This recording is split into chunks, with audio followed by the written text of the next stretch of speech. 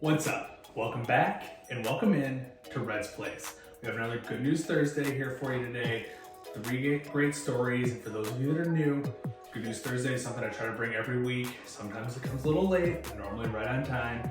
And what I like to do is just try to share some good news that's going on out there in the world. I think there's so much bad news, so many, just every time you look at the news, every time you look at your Facebook, every time you look anywhere on social media, it's bad news after bad news after bad news. And there's actually some good shit that's going on in the world. So I like to share that. I think dwelling on bad news just kind of sucks, and I'd rather see some good news out there. So when I find it, I like to share it your way.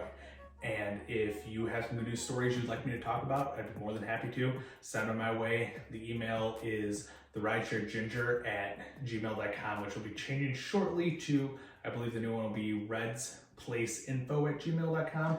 I'll double check that at some point, but links will be in the description, or contact info will be in the description for you to find a way to get a hold of me. And the title of this page is officially changed to Red's Place, no longer the Rideshare Ginger. So if you're confused as to what happened while you're seeing my face with a new name, that's why.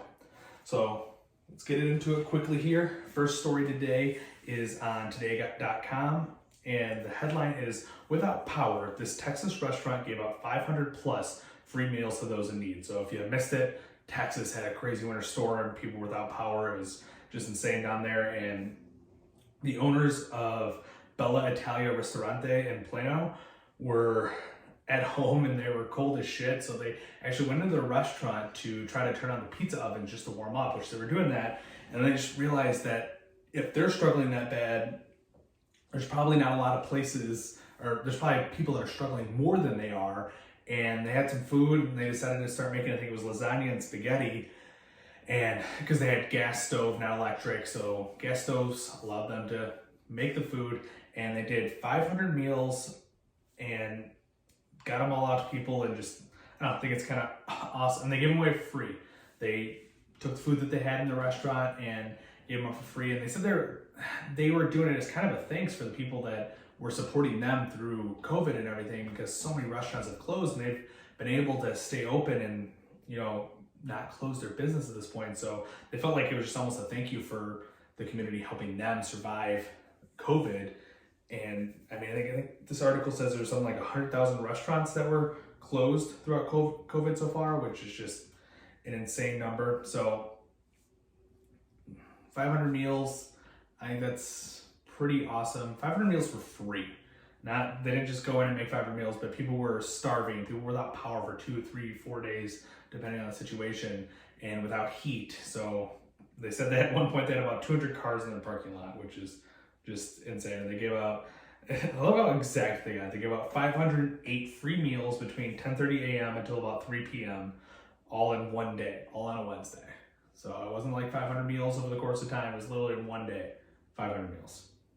Story number 2 for today is also an article on today.com. Man, I can't speak. It is, "Woman finds husband's secret Instagram account full of recipes he makes for her."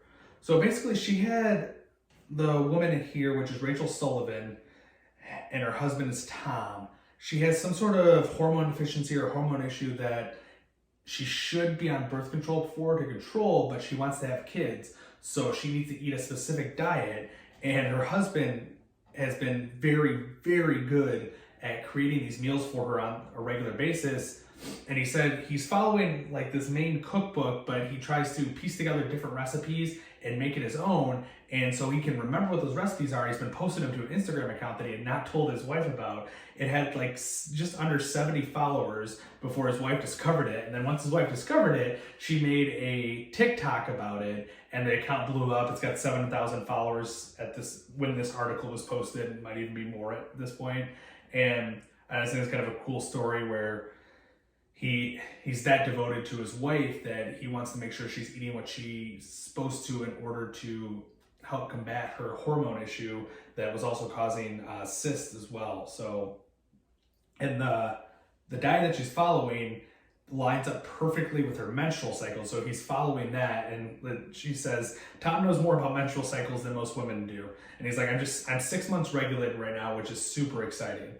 And anyways, it went to 6,000 followers in just days after she posted her story on TikTok.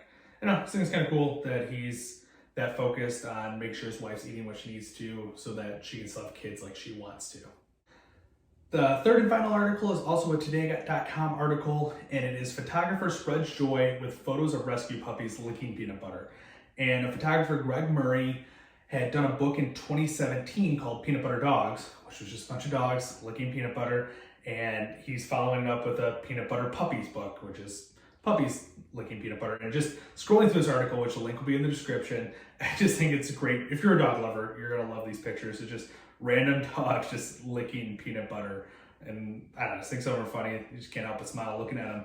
And the main reason for the first book, and I think a lot of people know this at this point, is there's an ingredient that's a sugar replacement in some peanut butters. It's xylitol, Xylitol, and it's toxic to dogs. So he's trying to bring awareness to this toxic ingredient in peanut butter so that, you know, a lot of people give their dogs peanut butter at various times as a treat. You just want to make sure this ingredient's not in there. So that's why I did the first book.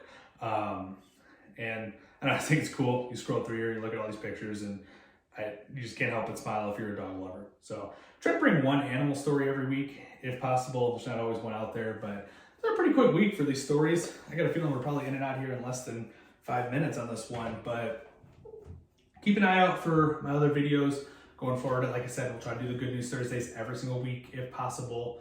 If you have any stories that you would like me to talk about, by all means, send them my way, email them, tag me, however you want to tag me, who the fuck knows. But I don't think we're getting in a good rhythm on the new channel. Well, same channel, but with the new direction of this current channel. And I think we'll also have a After 9 to 5 Fridays coming out this week. I did one episode of that already. We should have another one coming this week. And we will continue to expand the channel with things you guys want to see. I will probably test things here and there. And I will also probably be doing a little bit on here of various things that I might have on other channels, just kind of bring a taste of it here, and then I'll ship you over to any other channel that I'm doing and stuff.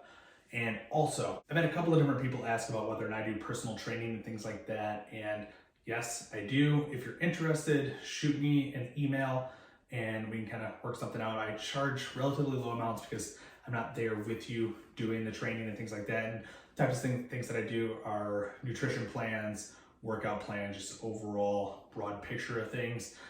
In my opinion, it's relatively low cost, at least compared to what other people out there are charging. So if you are interested, shoot me an email.